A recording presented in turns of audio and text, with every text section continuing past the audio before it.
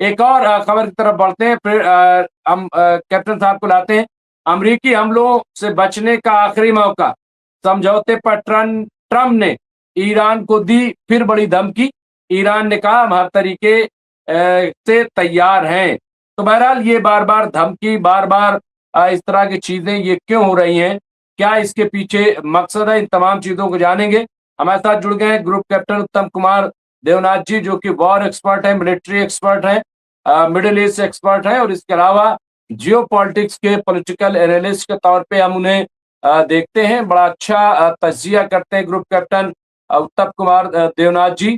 तो सबसे पहले मैं इस्तकबाल करता हूँ, खैर मकदम करता हूँ कैप्टन साहब आपका सुबह सुबह। और इसके अलावा सबसे पहला सवाल यही है कि हिंदुस्तान ने जो एक नए एम्बेसडर को जिम्मेदारी सौंपी है, ये बदलाव क्या कहता है, किस तरह से इसको, थोड़ा सा मैं चाहूंगा कि जरूर जबकि ईरान के हालात अच्छे नहीं हैं, नए एम्बेसडर को भेजने का क्या क्या मकसद होता है ऐसे मौके पे? शुक्रिया डॉक्टर रिजवी।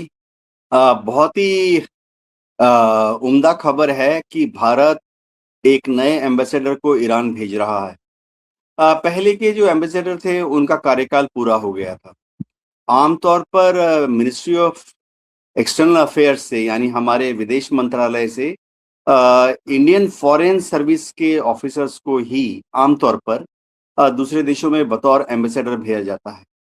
और इस पद के लिए उस देश के इम्पोर्टेंस के हिसाब से या तो जॉइंट सेक्रेटरी इक्विवेलेंट या एडिशनल सेक्रेटरी इक्विवेलेंट या सेक्रेटरी इक्विवेलेंट किसी प्रतिभावान फॉरेन सर्विस ऑफिसर को भेजा जाता है।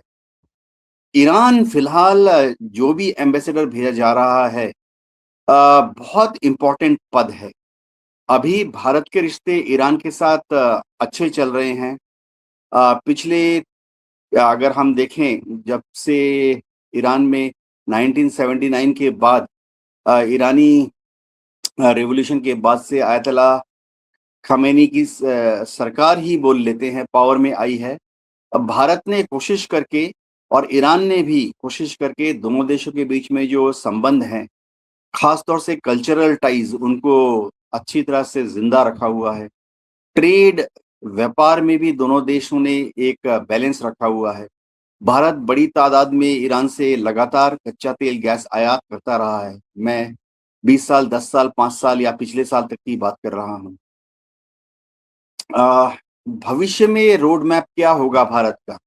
अ, हमारे एम्बेसडर का एकमात्र काम ये है कि भारत के बीच में और ईरान के बीच में जो दोस्ती है वो कायम रहे और आगे भविष्य में और ज़्यादा मजबूत हो, और ज़्यादा मैच्योर हो। दूसरा काम जो हमारे एम्बेसडर को असाइन किया गया है कि अगर दोनों के देशों के बीच में कोई छोटी-मोटी मिसअंडरस्टैंडिंग है, हमेशा होती है। भाइयों-भाइयों के बीच में मिसअंडरस्टैंडिंग होती है, बाप और बेटे के बीच में मिसअंडरस्टैंडिंग होती है।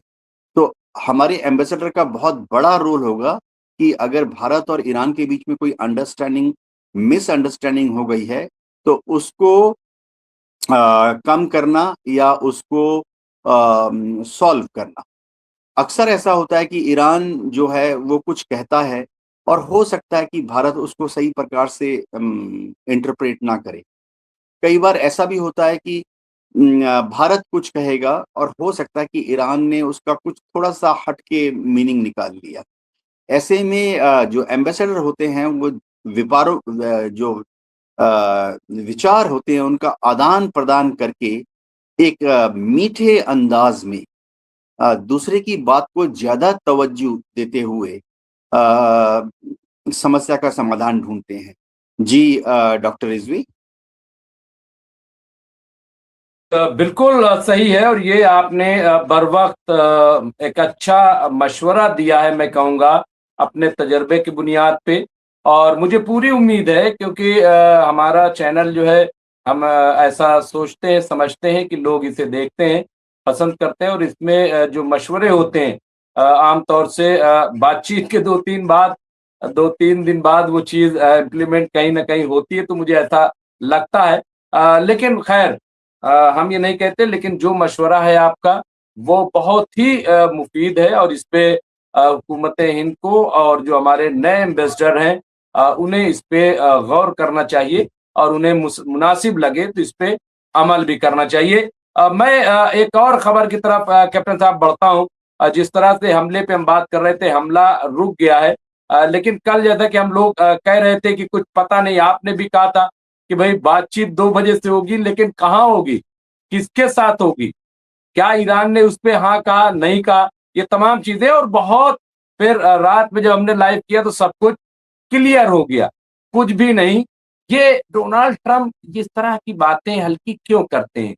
क्यों ये फैसला ले लेते हैं कि साहब 2 बजे से बातचीत होगी? ये क्या-क्या इसके पीछे मकसद होता है कैप्टन साहब? क्योंकि इससे तो बड़ी क्रेडिबिलिटी खराब होती है ना। एक आप अमेरिका के प्रेसिडेंट हैं, जो भी हैं, लेकिन प्रेसिडेंट हैं, दुनिया आपको सुनती है।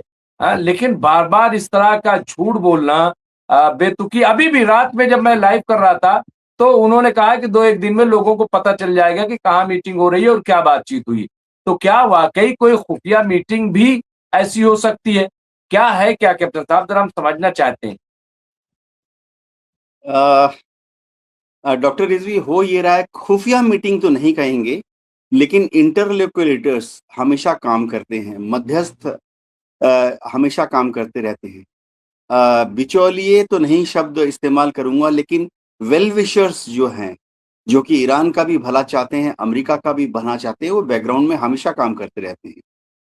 अब सही बात है कि जो वेल विशर्स हैं या इंटरलोक्यूटर्स हैं, वो तो माहौल तैयार कर सकते हैं ना, अनऑफिशियली।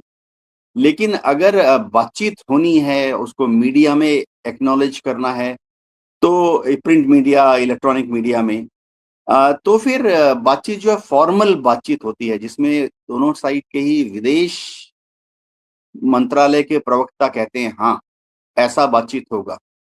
तो उस दौर तक आने के लिए, यानी दोनों साइड के विदेश मंत्रालय के प्रवक्ता करे कि हाँ, बातचीत होने वाली है। ईरान ने जैसे कहा कि अभी फिलहाल ऐसा कुछ मसौदा है नहीं। देखिए, बातचीत तो ईरान करना चाहता है, लेकिन एक हिंदी में कहावत है, गुड़गोबर कर देना। डोनाल्ड ट्रंप ने परसों एक बयान दे दिया, जिससे सारा माहौल ही गुड़गोबर हो गया। उन्होंने कहा कि ईरान के बार-बार रिक्वेस्ट करने पर अब मैं राजी हो गया हूं बातचीत करने के लिए। तो ये तो कहते हैं ना कि ये सुन के तो ईरान में कोई भी तिलमिला जाएगा। कहते हैं ना कि अंग्रेजी में भी कहावत है कि हिटिंग बिलो द बेल्ट। अगर डोनाल्ड ट्रंप ऐसा कहते हैं कि ईरान के बार-बार कहने पर, ईरान के रिक्वेस्ट पर मैं बातचीत के लिए तैयार हो गया हूं, फिर तो जाहिर बात है एक नेचुरल रिस्पॉन्स होगा ईरान का, किसी भी देश का, जिसे अपनी इज्जत प्यारी है। भारत का भी यही रिएक्शन होता कि हमने तो नहीं कहा। अब ठीक है, मजबूरी में जब दबाव डाला गया, इस्लामाबाद कह रहा है हमें तो पता नहीं। मस्कट से भी कोई आवाज नहीं आ रही है, जेनेवा से कोई आवाज नहीं आ रही है, दोहा से कोई आवाज नहीं आ रही है। सबसे पहले तो जेनेवा का ही पता लग जाता है, क्योंकि वहां पे अमेरिकन एम्बेसी फटाफट फटाफट ताबड़तोड़ होटल्स में बुकिंग करना शुरू कर देती है, अपने विदेश मंत्रालय के ऑफिशियल्स के और अमेरिकन मीडिया के रहने का बंदोबस्त करना शुरू कर देती है। तो जेनेवा में भी कोई होटल बुकिंग नहीं हो रही है इस तरह की अमेरिकन एम्बेसी के द्वारा। डॉक्टर रिजवी, देखो, अमेरिका को समझना पड़ेगा कि सीज फायर कैसे साइन करते हैं। सीज फायर का शब्द ही है कि हमला करना बंद हो, सीज फायर। तो हमले ज्यादा कौन कर रहा है?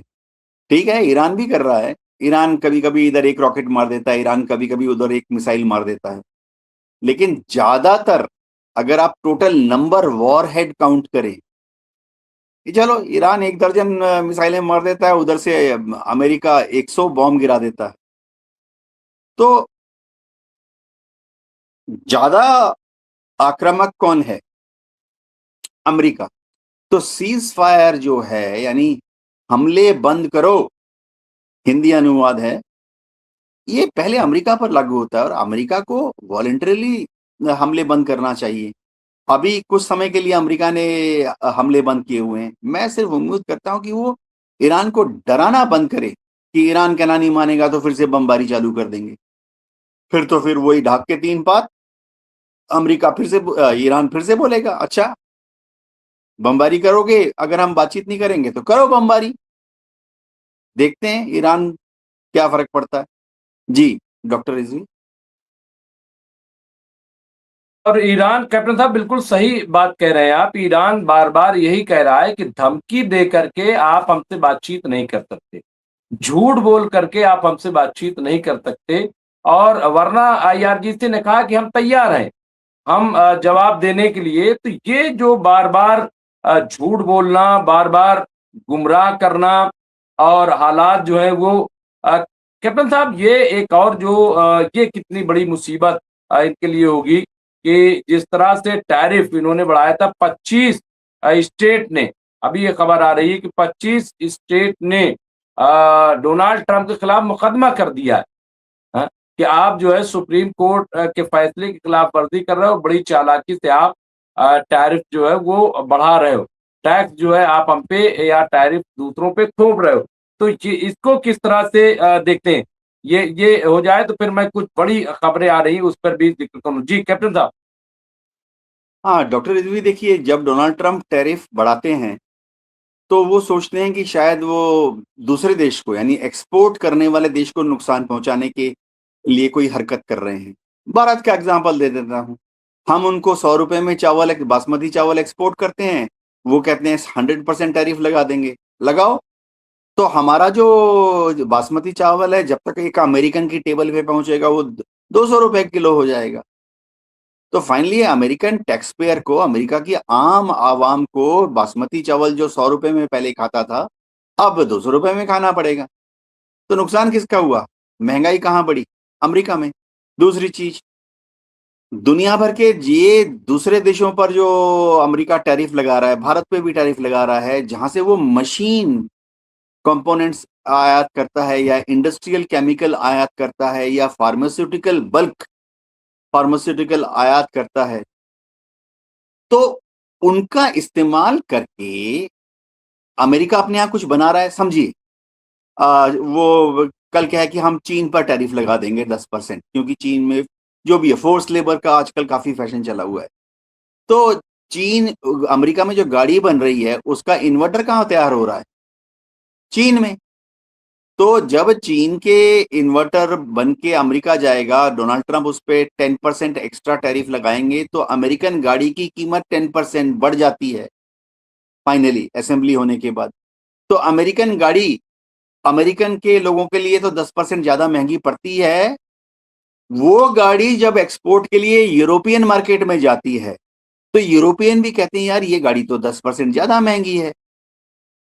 तो अमेरिकन फाइनली ये जो दुनिया भर से industrial components, spare parts, chemicals मंगा इंग्रेडिएंट्स, रॉ मटेरियल मंगाते हैं जिससे वो अपने यहाँ पर एक मशीन तैयार करते हैं।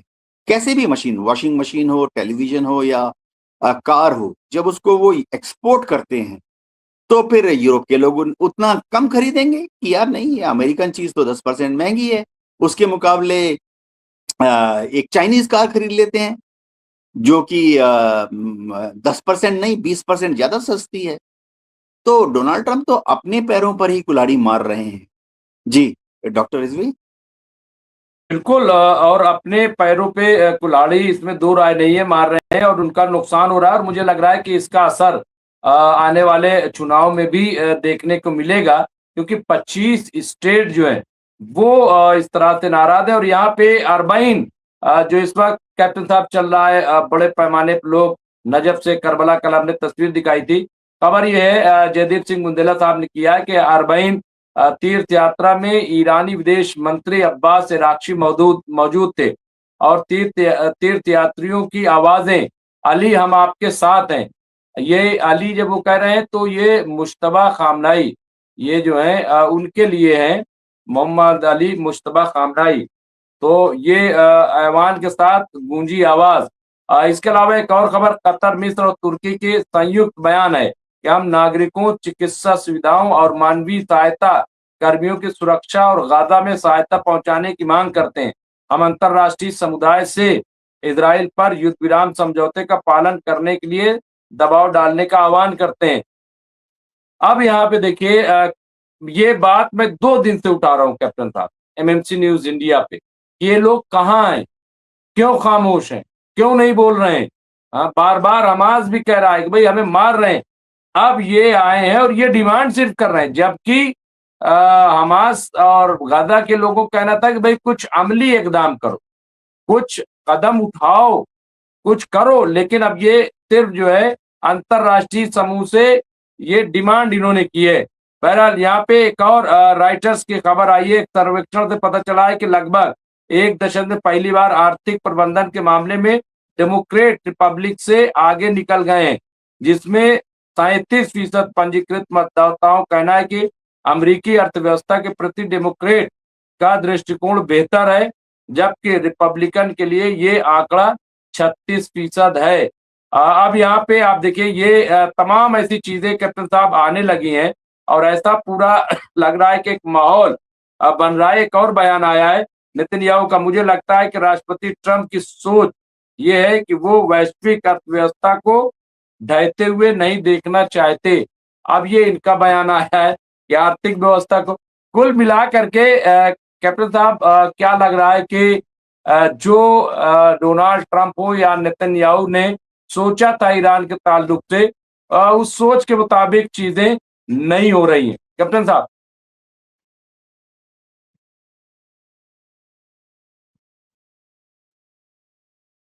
डॉक्टर रिजवी, हो ये रहा है कि अ, डोनाल्ड ट्रंप सोच रहे हैं कि दूसरों पर दबाव डाल के और ईरान को हराकर वो युद्ध जीत रहे हैं। लेकिन इससे हुआ क्या है कि दुनिया भर में जो अफरा-तफरी का माहौल छा गया है, उससे दुनिया भर की जीडीपी पर एक विपरीत असर पड़ा है। अनुमान लगाया जा रहा है कि दुनिया भर की जीडीपी पिछले 5 महीने के युद्ध की वजह से करीबन 0.4% घट गई है। तो ये एक बहुत बड़ा नुकसान है। दुनिया की जो अग्रणी देश हैं, चीन, भारत, हम सबकी जीडीपी का विस्तार हो रहा है। लेकिन जैसे हम सोच रहे थे कि 7% आगे जाएँगे, तो फाइनली 5.5% आगे जा रहे हैं। दुनिया के कुछ देश ऐसे हैं, यूरोप के देश ऐसे हैं जिनकी जीडीपी महज़ 2% आगे जा रही थी। लेकिन इस युद्ध के चलते उनकी जीडीपी जो है अब वो महज़ 1% आगे जाएगी। हो क्या रहा है? अगर दुनिया भर की जीडीपी कम हो रही है, तो उस देश में जो कंज़्यूमर बेस है, जो लोग कंज़्यूमेबल गुड्स खरीदते हैं, चाहे वो एक सेंट हो या एक्सपेंसिव मैकडॉनल्ड मील हो, फिर उनके पास क्योंकि देश की आय कम हो रही है, मैं अमेरिका के अलावा दूसरे देशों की बात कर रहा हूँ, तो उनके पास जो लग्ज़रियस गुड्स हैं, एक खुशबूदार इत्र खरीदना जो कि शायद मेड इन अमेरिका हो, पैसे कम है, नहीं खरीद। मैकडॉनल्ड का चिकन है, पैसे कम हैं, नहीं खरीदते। तो मैकडॉनल्ड का जो रेवेन्यू जा रहा था अमेरिका में वो कम हो रहा है। और तो और इन देशों में परचेज़िंग पावर कम होने पर ये देशों में जो समझिए जो हम कहते हैं white goods, television, washing machine, mixie, इनकी खरीदारी कम होगी। जब खरीदारी कम होगी, तो उसमें से अमेरिकन सामान की भी खरीदारी कम होगी। तो दुनिया भर की अर्थव्यवस्था को डोनाल्ड ट्रंप ने डावाडोल में डाला हुआ है। देखो डॉक्टर जी, मैं 1 सेकंड में कहना चाहता हूँ, एक ऑर्गेनाइज़ेशन खड़ी की थी बड़ी मेहनत से 70-80 के दशक में, वर्ल्ड ट्रेड ऑर्गेनाइज़ेशन। उसमें 2-3 चीज़ें बड़ी अच्छी थीं कि दुनिया के देश कोशिश करके एक-दूसरे पर टैरिफ या टैक्स या कहें इम्पोर्ट शुल्क या इम्पोर्ट शुल्क कुछ नॉन मॉनेटरी रेस्ट्रिक्शंस भी होते हैं, उनको आस्ते-आस्ते कम करेंगे। और डब्ल्यूटीओ के रिजीम के दौरान बहुत शानदार काम हुआ 1990 के दशक में, 2010 2015 तक बड़ा शानदार काम हुआ। क्योंकि एक अंडरस्टैंडिंग थी कि दूसरे देश पर जहाँ तक हो सके टैक्स नहीं लगाएँगे। प्यूनिटिव टैक्स लगाने का एकमात्र प्रावधान था, लेकिन वो भी डिस्कशन के बाद कि पहले उभय पक्ष बात करेगा, उसके बाद प्यूनिटिव टैक्स लगा सकते हैं। यानी पनिशमेंट देने वाले जो टैक्स होते हैं। लेकिन डोनाल्ड ट्रंप ने जो आनाकानी शुरू की है उसके बाद डब्ल्यूटीओ के जितने अच्छे अच्छे क्लॉज थे सब तो फेल हो गए। अब डब्ल्यूटीओ भी अमेरिका डोनाल्ड ट्रंप की वजह से फेल हो गया, अब तो उसकी कोई बात ही नहीं करता।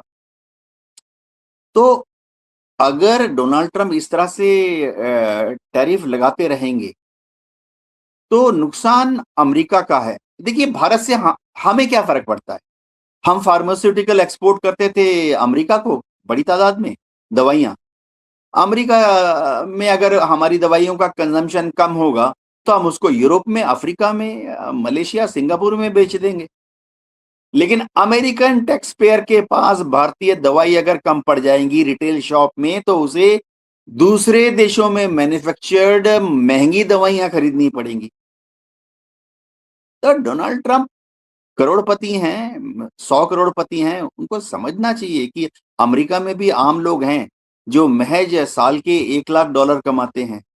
अमेरिका में भी गरीब मध्य वर्ग है, लोअर मिडिल क्लास है, जो पूरे साल में मुश्किल से $2 लाख कमाते हैं। तो वो अगर भारत की मेडिसिन नहीं जाएंगी तो वो महंगी मेडिसिन कहां से खरीदेंगे? जी। बिल्कुल सही कह रहे हैं। और कई ऐसी स्टेट हैं, मैं खुद जैसे मिसिसिपी बहुत गरीब वहाँ की स्टेट है। मिशिगन जो है वहाँ भी बहुत अच्छे वैसे लोग नहीं है जिनको हम कह लें कि बहुत। और इस वक्त तो और ज्यादा हालात खराब है। और वहाँ पे कैप्टन साहब अगर फीवर भी आ जाए और अगर आप इंश्योर्ड नहीं है वहाँ पे, अगर इंश्योरेंस नहीं लिया आपने मेडिकल का, तो आप वहां पे फीवर अपने बुखार का इलाज नहीं करा सकते। इतना महंगा है, मैं आपको बता रहा हूँ ये हालत वहां पे। तो हालात जैसे हमारे यहाँ है, थोड़ा सा बुखार आ गया तो स्टोर ही से गए दवा ले आए। वहां स्टोर से दवा मिलती नहीं है। फिर चलिए थोड़ा सा और देख लेते तो मोहल्ले में एक क्लिनिक में बैठा हुआ है BUMS, उसने जो है वो 50 रुपए में पुड़िया बनाई और आपका फीवर ठीक हो गया। लेकिन अमेरिका में ऐसा नहीं है। वहाँ वहाँ तो ये भी हमें इस तरह से देखना पड़ेगा कि वहाँ की बड़ी टफ लाइफ है। कैप्टन साहब एक और टफ और ये आखिरी मेरा सवाल कि स्टेट ऑफ हुर्मुज के साथ साथ बाबुल मंदब भी वो तकरीबन अब वहां से रिपोर्ट ये आ रही है कि वो बंद ही है। बहुत स्लो है, कुछ चीन वगैरह के इधर से पास हो रहे हैं, बाकी कोई नहीं जा पा रहा है।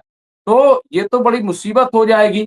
और डोनाल्ड ट्रंप जो है हवा में फायर करते रहेंगे, कोई ठोस कदम उठा नहीं रहे। भाई किससे बातचीत होगी, कैसे बातचीत होगी, कोई बात क्यों नहीं मानते, कुछ समझ में नहीं आ रहा है। 2 दिन हो गए बस बात हो रही, भाई कहाँ हो रही है। तो ये जो बाबुल मंदब का या स्टेट ऑफ हुर्मुज का बंद हो जाना, ये कितनी बड़ी क्राइसिस होगी और क्या कदम उठाना चाहिए फौरी तौर पर। हाँ डॉक्टर जी, बाबुल मंदेब को जो बंद करते हैं, मजे की चीज बोलिए या आश्चर्य की चीज बोलिए या वास्तविक स्थिति ऐसी है कि वेपन फायर भी नहीं करना पड़ता हुती को। महज धमकी कि यहां से जो भी जहाज जाएगा हम फायर करेंगे उसके ऊपर, बस धमकी ही काफी है। और जो शिप्स के कैप्टन होते हैं, जिस शिप की जो मालिकाना कंपनी वो होती है, वो कहती है भैया तुम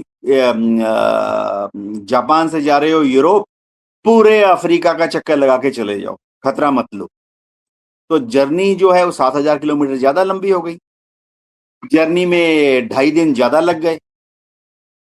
तो हो क्या रहा है कि बाबुल मंडेब में होती जो धमकियां दे रहा है अभी तक, अ, अ, देखिए उन्होंने कहा है कि उनके जो रेस्ट्रिक्शन है हुती का वो सिर्फ उन शिप्स पे है, किसी भी देश का हो जो सऊदी के पोर्ट में जा रहा है, या उनका रेस्ट्रिक्शन सिर्फ उन शिप्स पे है जो सऊदी के पोर्ट से निकल के आ रहा है। बाकी ऐसा शिप जो कि दुनिया के किसी कोने से दुनिया के दूसरी कोने जा रहा है लाल सागर के रास्ते से, उसको हुती नहीं रोक रहे हैं। ये पश्चिमी मीडिया गलत प्रसार कर रही है। अगर एक समझिए इटालियन शिप है, वो जापान जा रही है मशीनरी लेकर, वो इटाली से चलती है भूमध्य सागर, वहां से सुएज कैनाल क्रॉस करके लाल सागर आती है, लाल सागर से हिंद महासागर जापान की तरफ चली जाती है, और हुती उसको परेशान नहीं करते हैं।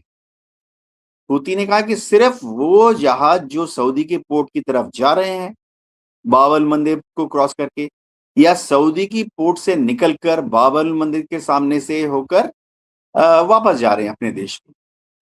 इस उनका पर्पस बहुत क्लियर है कि वो चाहते हैं कि सऊदी के ऊपर दबाव बढ़े। सऊदी के ऊपर दबाव कैसे बढ़े? सऊदी अपने को ज्यादा चालाक समझते थे। उन्होंने एक पाइपलाइन बना दी।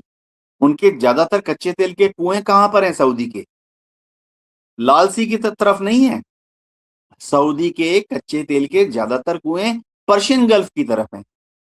लेकिन अमेरिकन इंजीनियर्स और सऊदी डॉलर, पेट्रोल डॉलर की मदद से सऊदी ने पाइपलाइनें बना दी 2 या 3, जो कि पर्शियन गल्फ में जो सऊदी के कच्चे तेल के कुएं हैं उनको लेकर पूरा सऊदी क्रॉस करके नॉर्थ से साउथ यानी उत्तर से दक्षिण में आकर लाल सागर में कनेक्ट करते हैं। सऊदी ने सोचा कि उन्होंने तो कोई मास्टर स्ट्रोक कर दिया कि भाई अब तो चाहे ईरान स्ट्रेट ऑफ हॉर्मुज बंद कर दें, हम तो हमारा एक्सपोर्ट तो चलता रहेगा लाल सागर के जो हमारा एक्सपोर्ट टर्मिनल है उसके थ्रू। तो हूती को क्या करना था? कुछ भी नहीं करना था। उन्होंने धमकी दी और ये अफरा तफरी फैल गई। लेकिन हूती और ईरान भी बार बार ये कह रहे हैं कि दुनिया का कोई देश, भारत का भी कोई शिप हो, चाइनीज हो, जरूरी नहीं भारत या चाइनीज शिप हो, कोई भी देश, अगर ऑस्ट्रेलिया भी अपना शिप अगर वहां से भेजना, ऑस्ट्रेलिया से निकलकर बाब अल मंडब से लाल सागर से होते हुए अमेरिका की तरफ जा रहा है तो हूती उसको कुछ नहीं कहेंगे। हाँ, पहले से बताना पड़ता कि हम जा रहे हैं, ऑस्ट्रेलिया का शिप है, ऐसा झंडा है, शिप का नाम ये है, हम जा रहे हैं। हूती कहते टाटा बाय बाय जाओ। तो वेस्टर्न मीडिया गलत प्रचार कर रही है, पूरी तरह से 100% ब्लॉकेज नहीं किया है। और अभी तक मजे की चीज है कि फायर भी कोई नहीं किया ज्यादा वेपन, 1-2 रॉकेट पटाखे चला देते हैं। 2 वो चांदनी चौक में दिवाली वाले पटाखे होते हैं ना, थोड़े महंगे वाले 300 रुपए वाले, वो फटा दिए उन्होंने, सबकी हवा निकल गई। दुनिया भर के इंश्योरेंस जितने शिपिंग की करते हैं सबने डर के मारे इंश्योरेंस 500 ये लंदन में बैठे होते हैं, न्यूयॉर्क में लॉयड्स ऑफ लंदन जो शिपिंग का इंश्योरेंस करते हैं, सबने अपने इंश्योरेंस प्रीमियम 500 गुना बढ़ा दिए। वैसे दर्शकों को बता दूं कि शिप का इंश्योरेंस अलग होता है और अंतरराष्ट्रीय मैरीटाइम ऑर्गेनाइजेशन के नियम के अनुसार हर वॉयज के पहले किस पोर्ट से जा रहा है, कहां जा रहा है, क्या लेके जा रहा है, ये सब कह के हर जर्नी के लिए शिप को हर बार इंश्योरेंस करानी पड़ती है। तो जैसे उनको पता लगता है कि ये शिप बाब अल मंडब के वहां से जा रहा है, वो इंश्योरेंस करना ही बंद कर देते हैं। बोलते हैं हाँ हम कर लेंगे लेकिन तुम 5 गुनी ज्यादा प्रीमियम दो। जी कह रहे हैं और यही हो रहा है। और लेकिन एक और मैं सोच रहा था कि अब खत्म कर दूंगा, लेकिन एक बड़ा इंपॉर्टेंट सवाल है।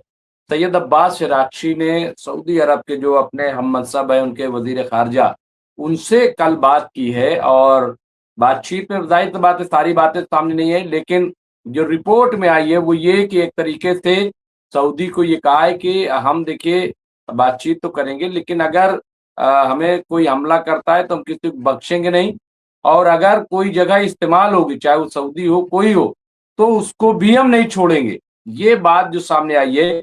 लेकिन सऊदी अरब से ईरान की बातचीत अभी इसको कैसे देख रहे हैं? क्या इन लोगों में कैप्टन साहब कोई अंडरस्टैंडिंग बन गई क्या मिडिल ईस्ट में, यानी ईरान, कतर हो, सऊदी अरब हो? क्योंकि कल जो है वो अमेरिका ने भी कहा कि भाई हम पे दबाव था सऊदी अरब का। मुझे नहीं लग रहा है कि सऊदी अरब का दबाव वो मान करके हमला टाल गए हैं, उनकी अपनी मजबूरी थी। लेकिन ईरान और सऊदी की बातचीत को कैसे देखते हैं कैप्टन साहब अभी फिलहाल? डॉक्टर रिजवी देखिए, ईरान और सऊदी के रिश्ते हमेशा ठीक ठाक रहे। ये तो जो मतलबी वेस्टर्न पावर्स हैं वो कहते हैं ये सुन्नी है वो शिया है, इनमें टेंशन है। कुछ लोग तो कुछ घटिया शब्द का भी इस्तेमाल कर लेते हैं जिसका लोगों को मतलब भी नहीं मालूम। मैं डिबेट में देखा हूं कि लोग कहते हैं कि वो खलीफा बनने की, सऊदी खलीफा बनने की कोशिश कर रहा है, तुर्की खलीफा बनने की कोशिश कर रहा है, ईरान खलीफा। अरे भाई खलीफा मतलब ये है कि कुछ लोग इतने, वेस्टर्न मीडिया प्रोपेगेंडा करती है, सीआईए वाला और मोसाद वाला, और वेस्टर्न मीडिया का प्रोपेगेंडा सुनकर दुनिया भर के जो दूसरे देश में हैं, देखिए असल जमीनी हकीकत यह है कि सऊदी और ईरान के रिश्ते हमेशा ठीक ठाक रहे। ठीक है बहुत ज्यादा गर्मजोशी वाले भी नहीं थे लेकिन दुश्मनी का अंदाज कभी नहीं था। हाँ, अमेरिका ने डरा दिया सऊदी को कि तुम हमारी छतरी के नीचे आ जाओ, नहीं तो सऊदी के लोग तुम्हें उखाड़ फेंकेंगे एक दिन। मैं एमबीएस के पिताजी की बात कर रहा हूँ। किंग साहब को डरा दिया कि तुम हमारी शरण में आ जाओ, ने एक दिन देश की जनता तुम्हें उखाड़ फेंकेगी। और शायद तुम्हें जब उखाड़ फेंकेगी देश की जनता, उसमें शायद ईरान मदद करे। ये है बात। तो एमबीएस के पिताजी हैं, अभी तो खैर वो डर गए। उन्होंने सोचा हाँ, हो सकता है कि ईरान की मदद से सऊदी की अवाम उखाड़ फेंकेगी हमें, हमारे पैलेस में घुस जाएगी, हमें तो हेलीकॉप्टर में बैठ के इजराइल भागना पड़ेगा। तो सऊदी आ गया अमेरिका की शरण में। ये बहुत पहले की बात है। प्लस देखिए, सऊदी को नेचुरली अमेरिका के साथ जाना पड़ा, क्योंकि सऊदी में जब कच्चा तेल निकलना शुरू हुआ, मैं आज से 100 साल 70 साल पहले की बात कर रहा हूँ, तो सऊदी के ये सारे गल्फ कंट्री, उनके जो रूलिंग फैमिलीज होते थे, अगर आप 100 साल पुरानी फोटो देखें तो ना वहाँ महल था, ना वहाँ जागीरें थी, वो रूलिंग फैमिली ऊँटों पे घूमती थी। मैं 1930 1940 की बात कर रहा हूँ, जब वहाँ कच्चा तेल बड़ी तादाद में निकलना शुरू हुआ, और वो रहते थे तंबू के अंदर। तो अमेरिका की टेक्नोलॉजी चाहिए थी, इन्होंने ली। अमेरिका की मशीनरी चाहिए थी, इन्होंने ली कच्चा तेल खोदने के लिए। अमेरिका की एक्सपर्टीज यानी मैनेजर्स चाहिए थे, चाहे वो इंजीनियरिंग मैनेजमेंट हो या एचआर या मार्केटिंग मैनेजमेंट हो, वो चाहिए थे, तो इन्होंने ली। ये सऊदी में जो जो रॉयल फैमिलीज होती थी, उनको पता भी नहीं होता था कि ये कच्चा तेल हम किसको बेचेंगे। तो अमेरिकन मार्केटिंग कंपनीज वहां आई, ऑयल मार्केटिंग कंपनीज, तो इनको अमेरिका के शरण में जाना पड़ा। अब वो जो मानसिकता है, वो ये अपने दिमाग से निकाल नहीं पा रहे हैं। सिर्फ एक दो देश हैं या थे जो कि अमेरिका की इस जकड़ से निकलने में थोड़ा कामयाब हुए। ईरान, शाह ऑफ ईरान के बाद, इराक सद्दाम हुसैन के टाइम पे, और भी हैं, लीबिया गद्दाफी, सीरिया भी बशर अल असद के टाइम पर, जो कि अमेरिका की जकड़ से काफी हद तक अपने को आजाद करने में सक्सेसफुल हो गए थे। तो अमेरिका नहीं चाहता था कि ये हमारी गिरफ्त से बाहर निकलें, तो उन्होंने एक एक करके सबको धर लिया। गद्दाफी को उधर धर लिया, जो जो प्यार मोहब्बत से काबू में आ गए, मिस्र में नासिर, हुस्न मुबारक या अभी अल-सीसी, जो भी हैं, प्यार मोहब्बत से काबू में आ गए, अच्छी बात है। जो प्यार मोहब्बत से काबू नहीं आया, उसको अमेरिका ने गद्दाफी बना दिया, सद्दाम हुसैन बना दिया, बशर अल असद बना दिया। अब ईरान में तो हम देख ही रहे हैं क्या हो रहा है। तो अमेरिका जो है वो येन केन प्रकारेण, एक और तरीका है कि अमेरिका साम दाम दंड भेद, किसी भी तरीके से पश्चिम एशिया के देशों पर अपना कंट्रोल रखना चाहता है। जी।